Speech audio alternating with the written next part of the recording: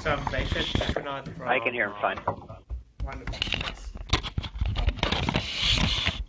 Argonne Leadership Computing Facility, and at ALCF I lead the data science group.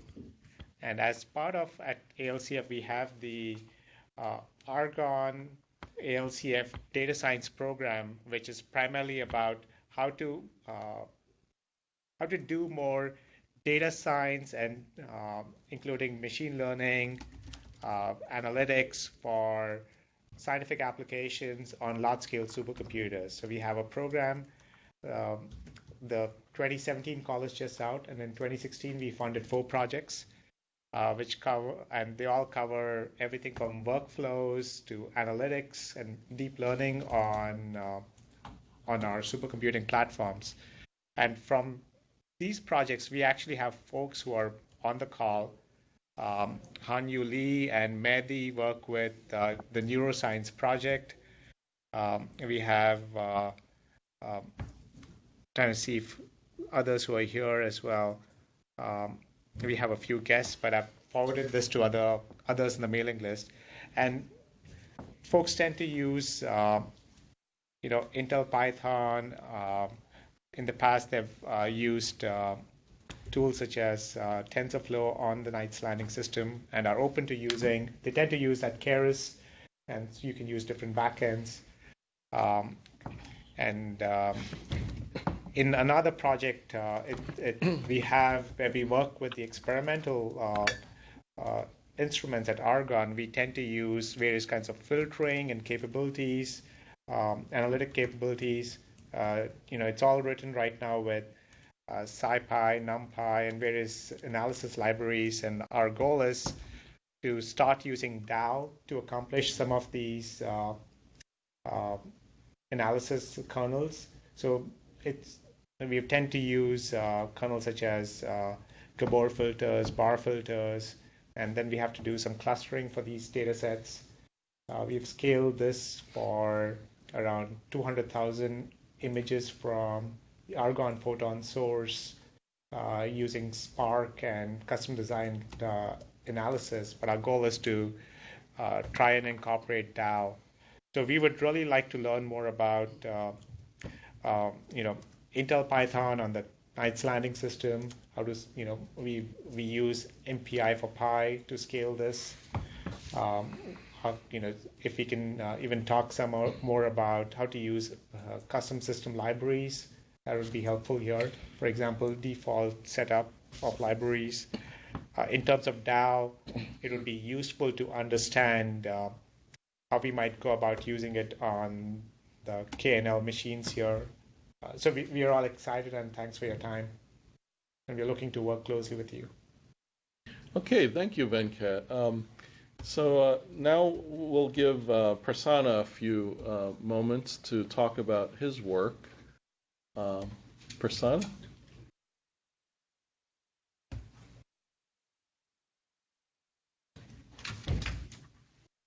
We can see your slides. I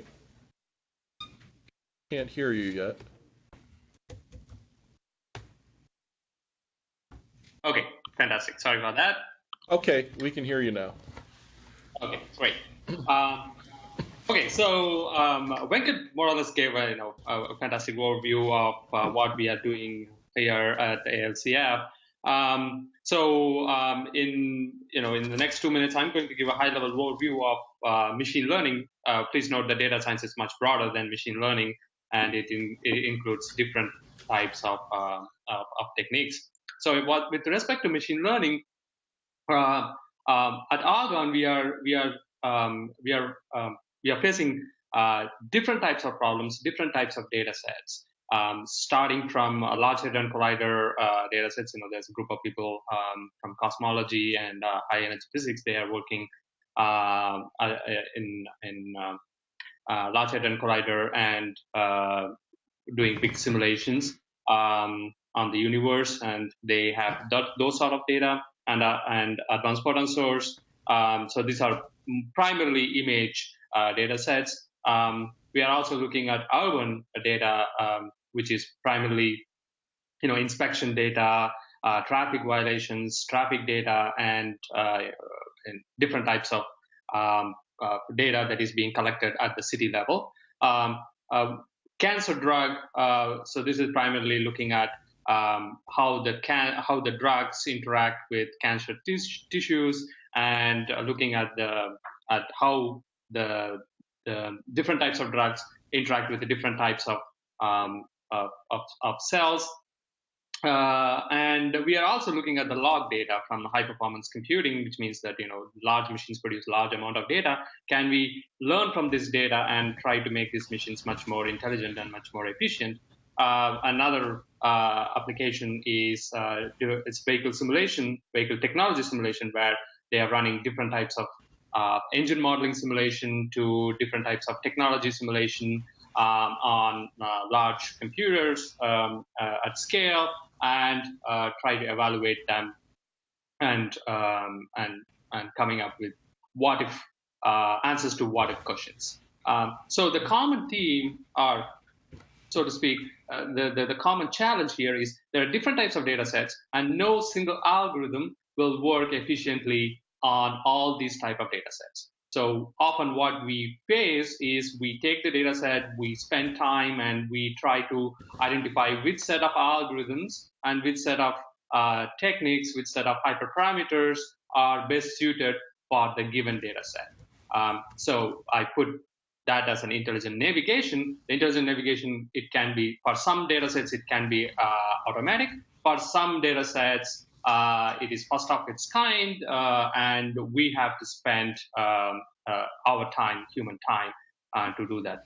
So the central challenge here is we cannot afford to run these things, at a single node. So we need to scale them up.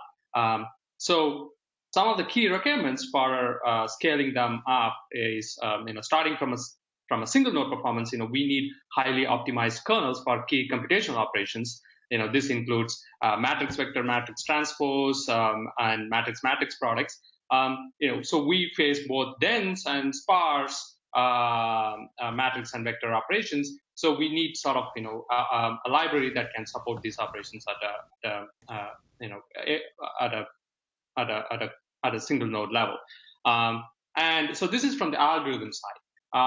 From the architecture side, we need optimizations for instruction level parallelism, thread level parallelism, and given the cache hierarchies on these new machines, we need some sort of efficient mechanism that if the library can handle these cache hierarchies, and more importantly, out of order executions, efficient scheduling of these out of order executions based on the workload.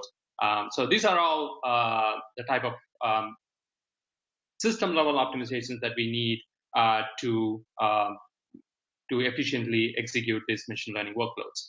Scaling out, starting from data parallelism, where we have a large amount of data, so let's say image data, APS data, we have to do data parallelism, which means we have to chunk the data to different nodes, and we can do learning in parallel, and then we eventually aggregate the results. Or model parallelism, where a model cannot be fit in a single node, so we have to scale that model over multiple nodes.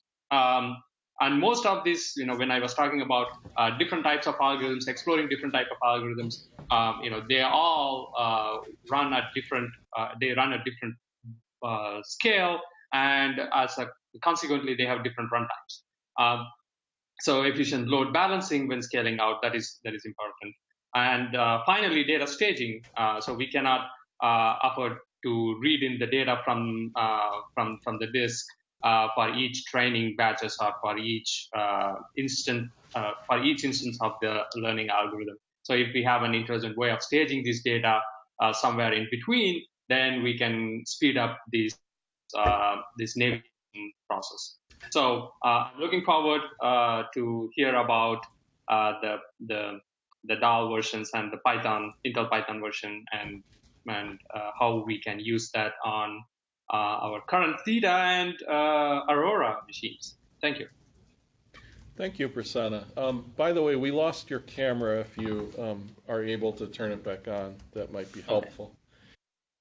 Okay. So now that we've heard from Venkat and Prasanna, I'd like to give David the floor to talk about the Intel distribution for Python. David, can you share your screen? Yeah, let me see if I can get this. Prasanna, you can shut off. Yeah, okay, we're doing good. All right. Can everybody see my screen okay? Yep. Yes. Okay, and cool. Will the slides be available? Yes, and David, can we obtain a copy of your slides after the talk? Should be able to. Yeah. Great, thank you. And Xiao Zhuan as well. Okay. So just giving a quick introduction to myself. So I'm David Liu. I'm the Python technical consultant engineer. So I mostly deal with everything Python related, be it infrastructure Python all the way to numerical, scientific, and machine learning. So a lot of the work that we do here is to make sure that all these type of workloads are supported. So I'll get into why we consider it high performance Python, which I'm sure a lot of you have already started using. Okay.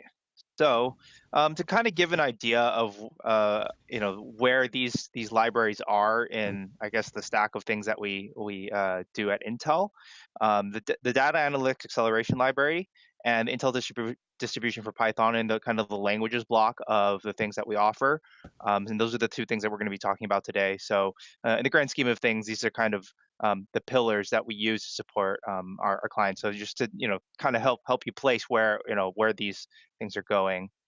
And the main thing I'm going to be talking about today is just kind of some of the numerical and the machine learning aspects of how you utilize it within the Intel distribution for Python and how they actually access some of the base layer libraries and how to potentially scale them out as well. So in terms of the type of work that we do for scikit-learn, scikit-learn itself, we've optimized it in our latest release where it actually uses a lot of specific MKL or math kernel library and DAL optimizations underneath the hood. And that's new for Update 2. Update 1 was pretty much just a straight link to the MKL. And then now we actually have bits and pieces of it underneath that are accelerated via changes to the actual source code to these packages, be it NumPy, be it scikit-learn, etc. And we focus on a lot of the popular machine learning algorithms, KMeans, linear regression, PCA. There's just some of the examples. And then we also did some under the hood improvements to NumPy to better utilize multiple cores. And in the grand scheme of things of what I guess happens at Argonne, this is, I guess, a very good use case for you guys. Scikit-learn historically has been very difficult for certain machine learning situations. So in terms of composing them to do different things, the blocks don't really separate well.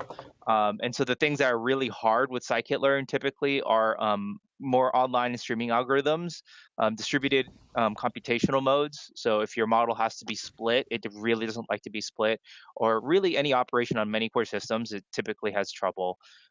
So that's kind of where PyDAL, which is the Python wrapper / interface to the DAL runtime library inside of the Intel distribution for Python comes in. And so when you want to work within Python, that's kind of a great layer. If your entire, I guess, stack is there, you can kind of use it within the language and never have to exit the language of Python. For best access, as we're talking in the distributed mindset, I know I've heard of already on the call that you already use MPI for Pi, and other distributed computing examples are kind of where the future of Python usage and machine learning kind of are going, and that's where we're seeing a lot of the industry going. So PyDAL was created, and its architecture was created in response to that. So it can actually be composed by a lot of different distributed computing frameworks, MPI for Pi, Dast distributed, PySpark, JobLib. Those are all parts of the distributed framework ecosystems that help you achieve that performance when Python itself doesn't like to be put in that many core manner. And for the and for the many core systems, I think this is kind of the best practice to move forward as you go both scale up and scale out for your code. And as we're talking about PyDAL, right, specifically, it is one of the pillars of the Intel distribution for Python. It's kind of one of the big specialty items built inside the distribution. So focusing on that, that's one. So that's the reason that we are talking about DAL a bit later, is the importance of this library to do the type of machine learning work that is done on larger scales. So just kind of give a bit more insight into PyDAL. The Python package gives you access to the runtime of DAL inside the distribution. It provides additional composition options when choosing specific workflows of algorithms. You'll notice that a lot of the algorithms have partial states that you can actually kind of reduce themselves to, so you can kind of map them out and then pass them between different workers. So keeping the data local to the specific area that it is in, say if it's located on a node, that's one way that we want to make sure DAL does those things correctly. And PyDAL allows you to operate that functionality from the language of Python. So the user chosen composability is one of the things that I've seen in industry that a lot of people are going towards. And I think for the use case that was presented from the previous presenter, I think this is one area that it can be addressed with. And it unlocks with the many core architectures to Python capabilities. So when you're hitting kind of the upper limits of scikit-learn, which I usually do initially to start out my my exploration before I put it into production, it allows me to stay within the language, and then when I need that additional composability, I'll start going into the base composites. I can still stick with PyDAL or NumPy and still get everything done within the language of Python. And so that's what that's kind of the preferred method when utilizing PyDAL, and that's why we've actually included PyDAL in the distribution. So for those who haven't played with it, it's a great way to utilize DAL. So just short summary, the use of scikit-learn in the distribution is it hits a lot of use cases for these, but when you need to go outside of those use cases, using the additional composability of the distributed frameworks is the next best option. And so when you're looking at larger data sets, custom flows, the use of these distributed frameworks can take advantage of these many core systems. And then when you when you're getting also to these custom flows, PyDAL is kind of the next big step when you're talking about it specifically for machine learning. And again, I'm a big proponent of using the distributed frameworks to tie everything together because it allows you to both scale up and out at the same time. So that's all I have for this. I want to open the floor up for some general questions.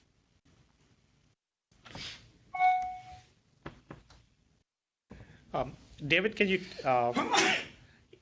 with respect to the Intel version of Python, can you talk about some of the optimizations that you have in place for on the KNL? On the KNL, so are you referring to specific optimizations for like at the package level for KNL, or are you talking about like the more performance if it were in a distributed mode? Which part are you referring to? Yeah, on a package level for a single node. Okay, so for a single node, and let me know if once you guys can see this. Yes. Yeah, so this was actually update 1, and these are the speedups that we were able to get with update 1. This is actually with no DAL integration underneath. So for specific algorithms such as SGD, SVD, matrix factorization, if you hit the point at which you get good vectorization, you hit that minimum array size for the MKL, and you optimize and you get it, then this is where these algorithms really start singing, right? And so the speedups are pretty noticeable as you increase your data sizes. And then actually in update 2, if you want to see kind of a good example of where those optimizations have gone to, once you've actually integrated DAL underneath it, then the performance skyrockets with certain algorithms. So with KMeans, like it's 160 times faster for 100K by 50 array size. So those type of things are now hooked up inside scikit-learn. So at the package level, you get these out of the box. You don't really have to do any custom coding for that. You actually don't have to do anything in PyDAO for this. It's just given to you. But PyDAO offers the flexibility where scikit-learn's composability ends. So that's kind of where, in terms of single node performance, right? This ability to utilize all DAO and MKL specific things that have accessed many core, but on a single node, have come into play with UpdateTo. Does that answer a little bit of your question? Yeah, that definitely helps. So we use UpdateTo on our systems here, and we've got that installed. We have users using it currently, and so are the MKL optimizations, do they come out of the box for scikit-learn, or do we have to use DAO to accomplish this? So what I mean is that if you just making no code changes, if you take your code that worked in scikit-learn and use UpdateTo, you're getting the advantages of them under the hood. You don't actually have to make any changes. All right. Is that clear? Yeah, that helps. Okay. Yeah. Okay. Yeah. So go ahead, David. Another question. So with respect to the threads, the number of threads, how do you decide? Is it constant for all these workloads, correlation, K-means, linear regression, or do you have different number of threads working for different type of algorithms? From what I understand, they try this may not be true for all the optimizations that they've done, but they try to use as many cores as the MKL can detect on the MKL runtime that ships with it, right? It's reading like num threads and a bunch of other elements of your system that you're on. It's going to try to utilize all of them that it can. Now there are ways of I guess specifying them, but they require some Python foo to get under there to change those if you want to restrict the amount of things that they're using.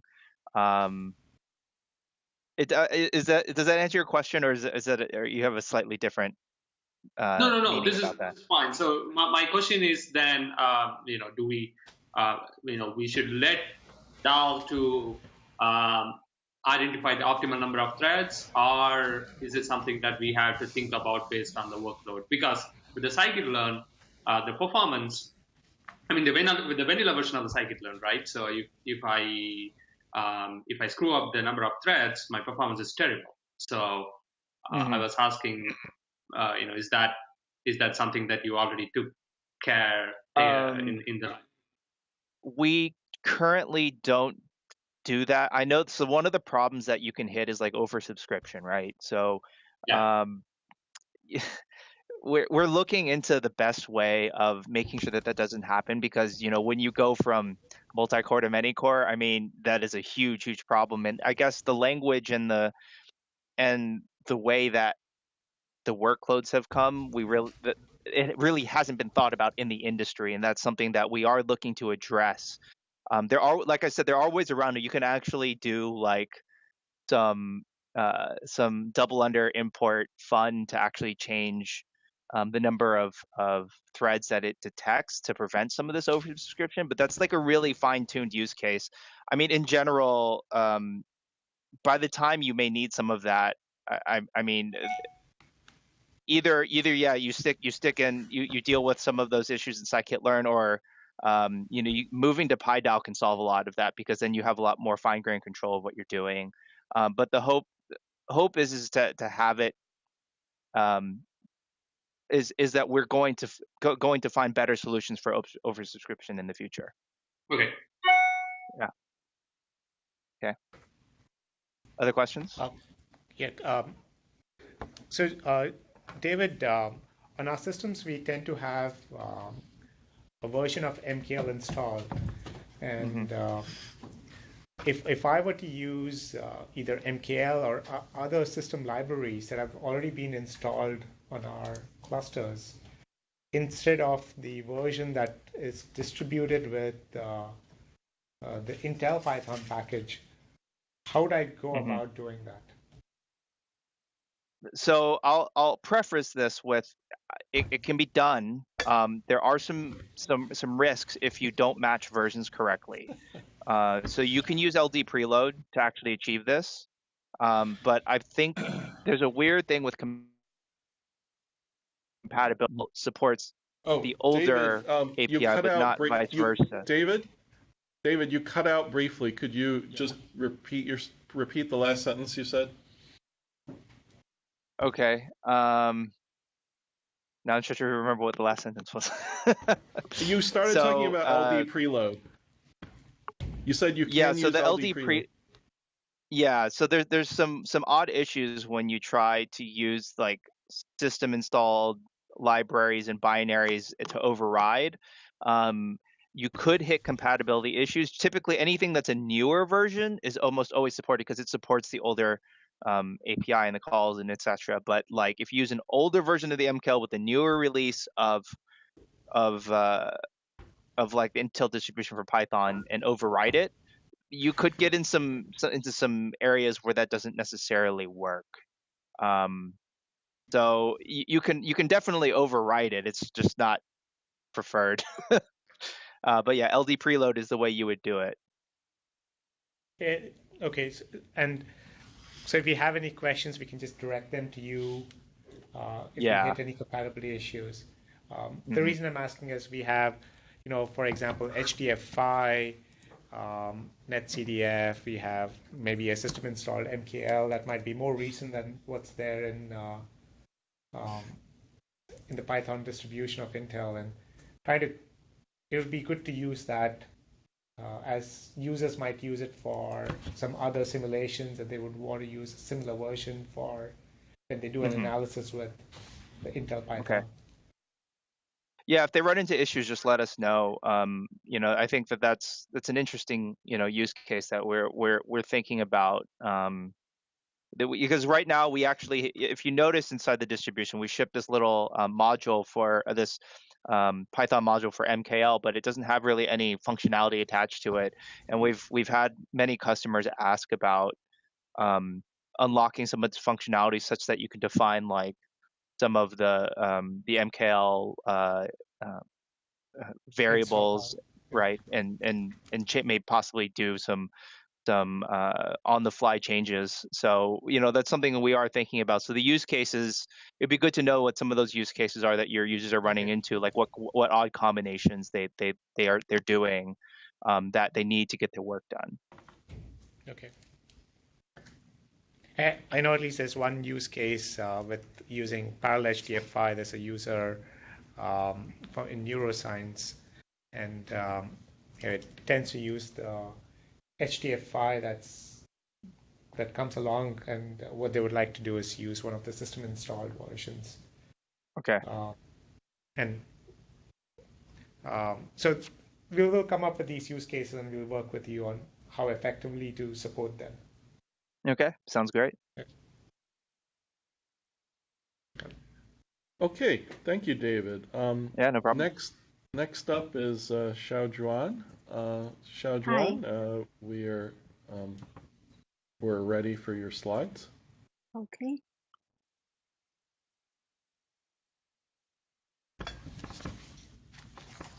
So will you be able to see it now?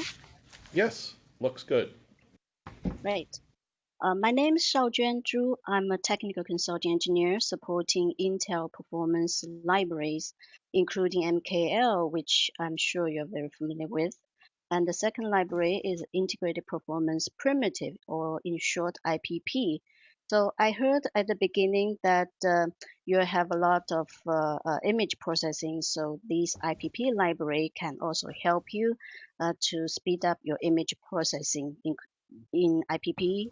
It includes a lot of thousands of functions that cover the image processing, signal processing, and the data processing, like compression, decompression, and cryptography. The third library, which is DAO that I'm going to talk today, is the Data Analytics Acceleration Library. So now we are in the area of big data. So big data means a huge volume of fast changing data coming from various sources. And we're trying to find values, trying to find the patterns, extract informations from the big data to help us in cost reduction, in making a decision. So to get the value from the big data, we need a powerful engine to get the massive data quickly. And also this engine should be able to do the computation intensive calculation from the big data. And we expect this engine can provide optimized performance over underlying hardware. So now Intel has many generation of CPUs processor that's getting better. We have more cores, more threads, and wider vectors. However, in many current tools or the frameworks, many big data applications just leave the performance at the table. So a lot of those application or frameworks are not optimized for underlying hardware, so are not taking advantage of the Intel architecture. So we need a solution, need a library that can help us to speed up the processing and can extract maximum performance for underlying hardware. So here comes the Intel Data Analytics Acceleration Library, in short DAO. So this library is specific to data analytics and machine learning. So in this library, it includes the commonly used algorithm for each stage of a machine learning pipeline. So DAO covers the whole pipeline of machine learning, from data acquisition to pre-processing and analysis, modeling, and decision making. For each stage, it contains either the utilities to help you load the data from source, or it includes many commonly used machine learning algorithms to speed up the processing and extract maximum performance for Intel architecture. So that's the background. So here's what is contained in Intel DAO libraries. As mentioned, this library covers the 4 stages, all the stages in the machine learning. It can help you build end-to-end data applications. And these libraries support a variety of Intel architectures, from Atom to Core and Xeon, Xeon 5. And for the a lot of the stages, a DAO library includes a rich set of commonly used algorithms for machine learning. And DAO support 3 modes of processing: batch, online, and distributed processing. And DAO libraries support a variety of data sources, such as HDFS, CSV, and SQL database, and even support user-defined formats. For now, DAO support 3 different programming APIs: C++, Java, and Python. So here's a list of the algorithms that DAO support. It supports many commonly used algorithms, such as the statistics and matrix computation, regression, classification, and unsupervised learning. It also provides a neural network APIs for deep learning frameworks. So here gives you, as a performance library, give you some performance data of how DAO compared with other library. So here we compare DAO with Spark MLlib. MLlib is a commonly used machine learning library in a Spark framework. So here we compare KMeans performance. We did it on 120 clusters for both for different different size of data. So as you can see, DAO outperforms MLlib called KMeans by 4 to 7 times speedup.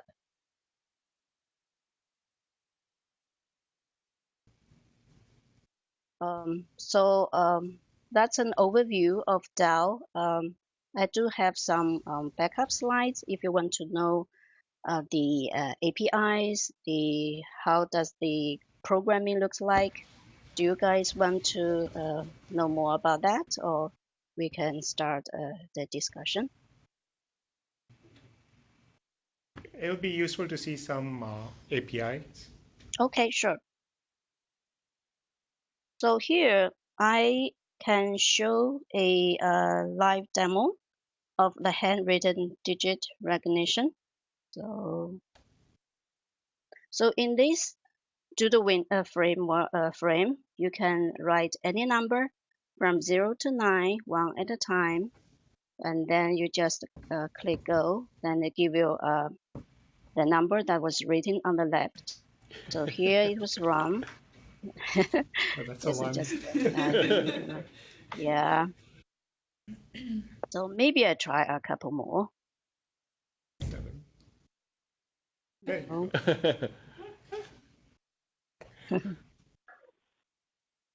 It's a machine. We didn't ever claimed it would be smart.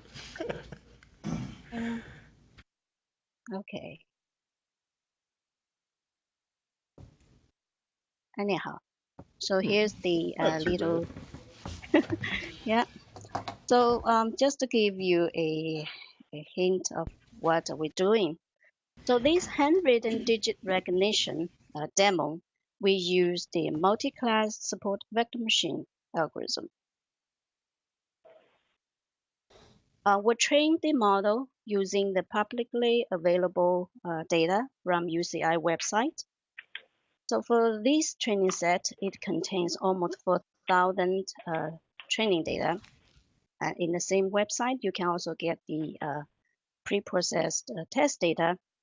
It's about 1,800 test data.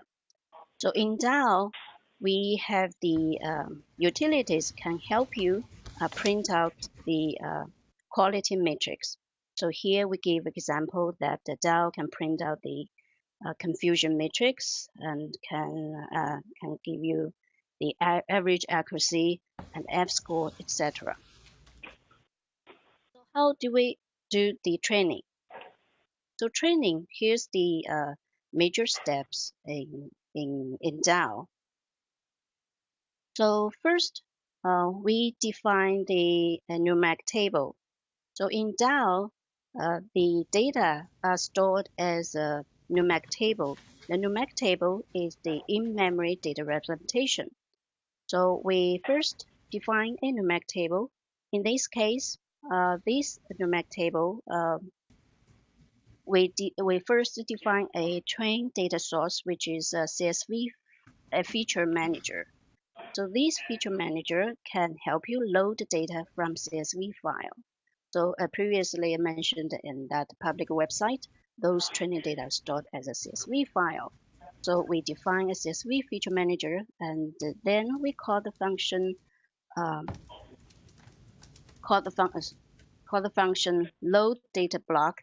So in that case, the data will be loaded into memory. And then we create an algorithm. In this case, it's a multi-class SVM algorithm, which is support vector machine algorithm. And then we set inputs for this algorithm. In this case, it's a number of classes and those training data set. Then you call compute.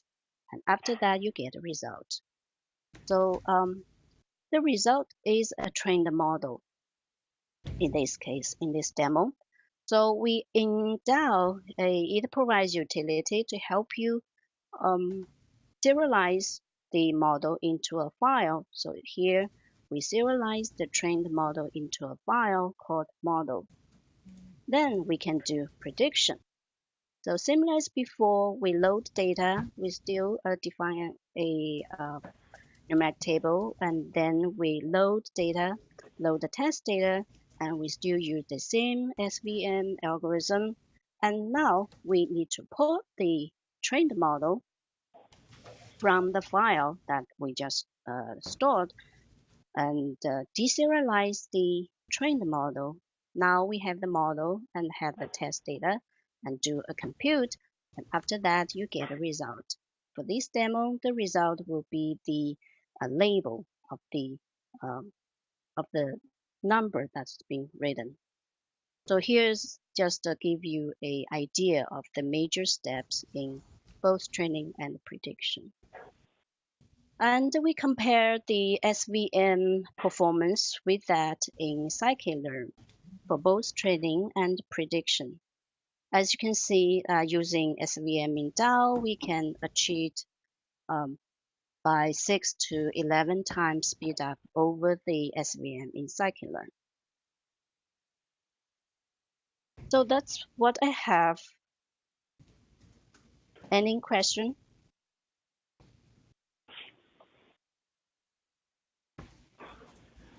So can you describe the distributed, what you mean by distributed in DAL? Okay, sure.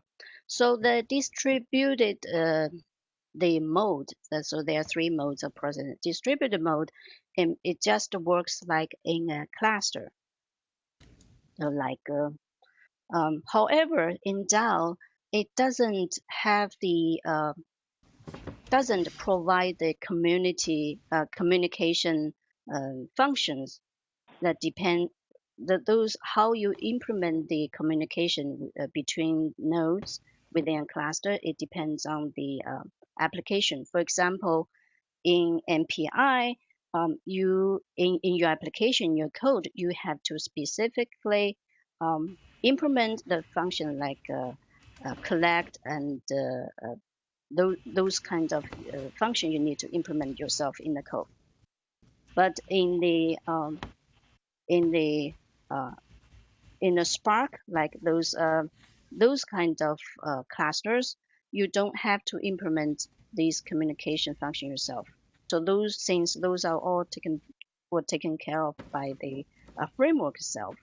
So you don't need to implement. So DAO is agnostic of the underlying clusters. Those depends on the application.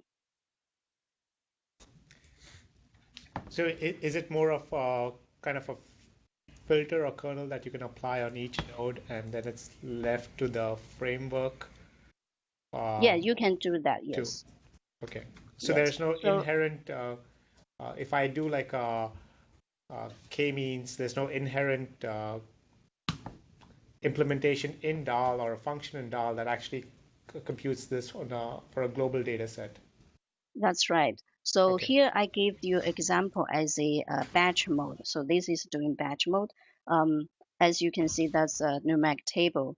So for example, in a Spark framework, you may just need to implement some glue code kind of thing that you can change the data format like HDD format into this numeric table, and then that's it. And underneath the computation taken care of by DAO.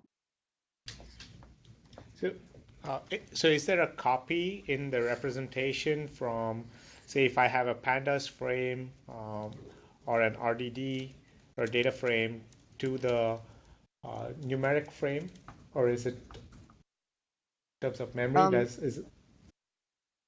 Yes, yeah. It doesn't need a copy. It just from so change the format like from RDD into the format that's accepted in DAO. So DAO accept numeric table. So it's just to change the RDD format into numeric table. So there's no additional memory overhead of doing that? No. Okay. It doesn't need additional storage for that. Okay, wonderful. So I have a question on the list of regression algorithms that you showed that can be supported under DAL. So in number of our settings, the bagging and boosting approaches are sort of outperforming all the support vector machines and these kernel-based methods. Is there a particular reason why you are not looking into the regression algorithms? Regression? Yeah. Oh, so what do you mean that we're not looking into regression? We have, it's just not shown here. We do have a comparison of the regression and many other algorithms. So in the previous slide, you showed the supported algorithms. So you showed Okay. a logistic regression and linear. Yeah, this one. Linear ridge and multinomial naive bias. Yeah. These are the only two algorithms that are available under DAL. So other algorithms are not available. So for example, scikit-learn has extra tree regressor, random forest, and then even the ADA boosting. There is a regression version of that. So those are all not supported, or just they are not. Okay, so this table may not be up to date. We do have the random forest for classification regression, and we also have some other new algorithms that are not listed here.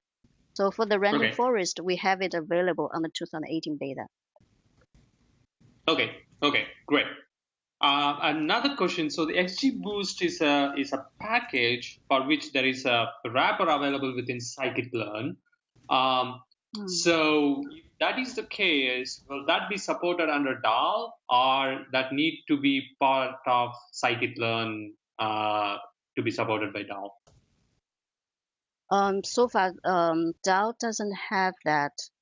But I'm sure if you use the PyDAL, if you use the interdistributed Python, it will have underneath the algorithm. I'm sure the MKL can speed up the algorithms. That's been one of the more popular ones that's being requested right now, actually. So we're looking into our options. Okay, fantastic. Yeah. Okay, great.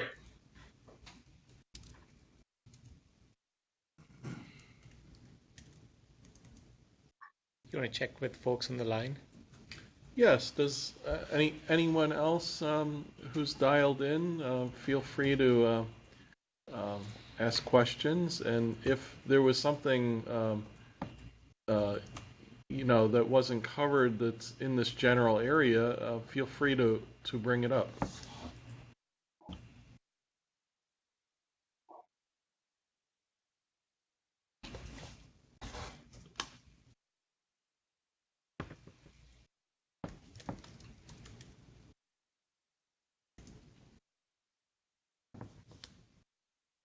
So David and Xiao Juan, thank you. And I was just wondering, if you have any outlook on the important new things coming down the road for KNL.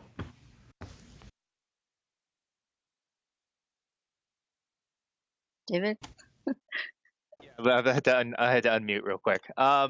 So, one of the goals that we want to make sure of is Python itself, as you may know, classically is not necessarily or hasn't been necessarily the best fit for the many core systems. But with the pushes that we're going for in our distribution, we're essentially trying to make it operate its best and sometimes be better on these systems by doing so. So the outlook is that that we make sure that the performance, regardless of which platform you choose, from the Atom all the way up to KNL, works and scales appropriately. And so that's what kind of our outlook over the next year. And it's also to support a lot of the workloads that are going on KNL. We have a lot of requests for some very specific packages such as XGBoost and everything else. So we want to make sure that that these type of workloads operate correctly on our flagship systems. Can you also talk about of Up3 or the version 3 that will when would a release be? When would you be releasing a version 3 of Python, and what features can we expect in that? Are you saying the next update for 2017? Yes, that next update for Intel Python. Usually they're pretty evenly spaced out, so you should be seeing it come up pretty soon. I'll have to check back with engineering, but I know that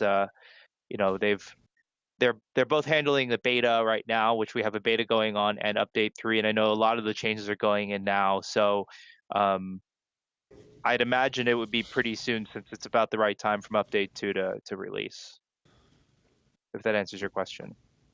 And any major changes for the KNL that you've seen going from update 2 to update 3? We haven't run any of the benchmarks yet for that, so I'm gonna have to check in with the engineering team to see. So David, So one thing, I'm sorry. Let's let Xiaozhuan go ahead. Okay, so one thing I want to let you know, just for your information. So whatever the new architecture is coming, so all those libraries will automatically scale up to the new architectures, will take full advantage of the current and even future Intel architectures. So you just need to relink the new library. You'll get benefit for the future architectures. And I also have some graphs to show if you want to see what we're talking about on the what he was asking about the KNL scaling. If you want to see that, guys. Yes? Yes. Yeah. Okay. Yes, please. Cool. All right. So can you guys see my screen? Yes? Yes. Okay. So in this case, what we've actually done, we've shown it from i5 through Xeon Phi. So this is an example of the FFT. So this is update 2, right? I don't know if many of you have actually seen this. It was actually held on a webinar about 2 weeks ago. We talk about the percentage of native C and the scaling that we can offer from our latest update that allows you to utilize some elements of the KNL. So in answering the question that was asked earlier, this is a great example. So this is actually its performance on i5. This is just Python FFTs. And then we go to Xeon, and so this is percentage of native C. I just want to preface that this is actually demonstrating that our code is as close as you can get to native C, and then the regular ones on pip numpy. And then this is also this is now Xeon Phi, and this is mostly for FFT. And on other algorithms, it's actually even larger. So I don't know if you guys have heard of like the Black-Scholes algorithm. That was one of the ones that our customers have requested, and so we actually did investigative work to get that to scale on different systems all the way to KNL. So this is a great example of us working with the community to try to get that. This is from update 1 to update 2 and from pip numpy. This is the advantages we were able to get on the i5. Okay, for Black-Scholes, and these are speed ups over the original algorithm. And then this is Xeon, right? So these are all optimizations pretty much done in like NumPy that take advantage of the many core architecture in KNL. And that's just Xeon. And then when you get to KNL, it's even crazier because the scaling is maintained throughout that line, especially as you increase the number of option sizes for this algorithm. So in doing so, I think I messed up on one of the slides, but yeah, it should be Xeon Phi right there. In doing so, that's kind of one of the things that we've maintained to try to work with the latest architectures and ensure that it can take advantage of them. So our hope is that for some of the newer benchmarks that you guys will be seeing additional information on that. William? So to kind of turn things around, so I've been working periodically testing things against the 2018 beta. Mm-hmm. And one of the things I'm trying to kind of get a better handle on in this order, I do our site builds of NumPy and SciPy. I apologize since I'm hiding in a corner. I get slightly better performance, particularly in the FFTs with the site builds. I think part of that for the moment is the fact that I don't have to step in the code and adjust to use IFFT within SciPy and NumPy. But the other piece of it I am coming to notice, and coming to notice is there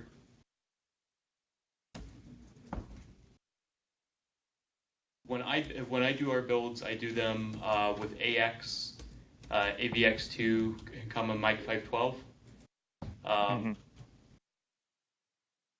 How much, I guess you could say, targeted or processor-specific code is there outside of NumPy in the Intel Python distribution? I've tried climbing back around inside of the Conda package to kind of figure that out, and some of that appears to be hidden, actually looking like it targets GCC. Yeah, so with the ones you're doing on the site builds, I mean, the types of code modifications and patches that we're applying, have those been? I know. Well, are you using those, or are you using your standard ones that you're getting from the open source standard? I'm working from stock. For the most part, what's inside of the Conda build is lacking source differences that make sense. Like there's something left out of the Conda source.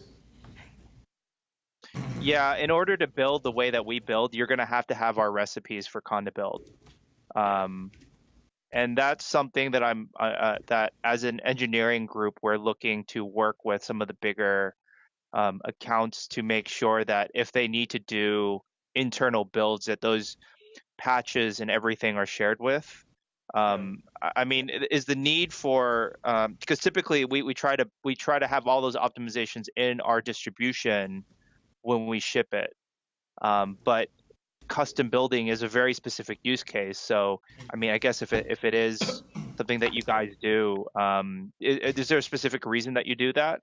So originally, actually, it was to make sure that the KNL was fully supported with a full set of collision detection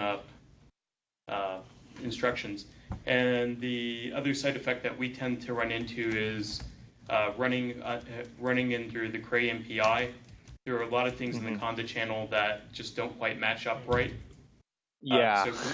So specifically for purposes of making sure that locality comes out correctly, HDF5 and HDF5 optimizations come out correctly. It kind of makes it there's ABI compatibility between the Intel MPI and the Cray MPI, and it's not hard to set up. On the other hand, making sure that site flags and things actually get passed forward becomes a lot easier when things are rigged that they're building with the Cray wrappers and set up with Cray's environment.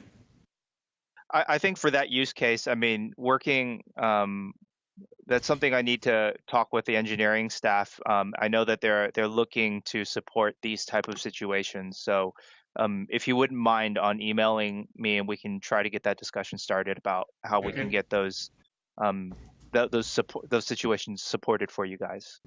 Okay.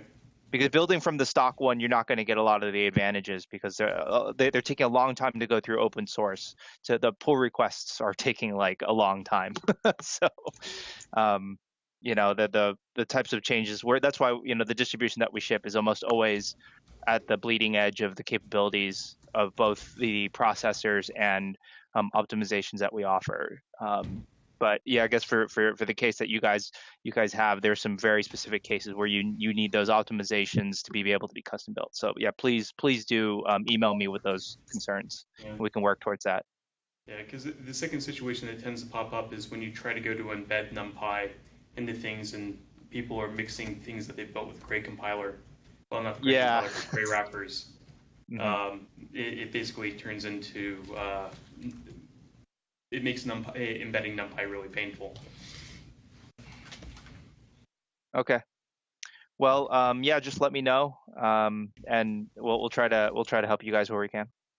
Okay. All right. So we have another question from Shilpika. Shilpika, are you on?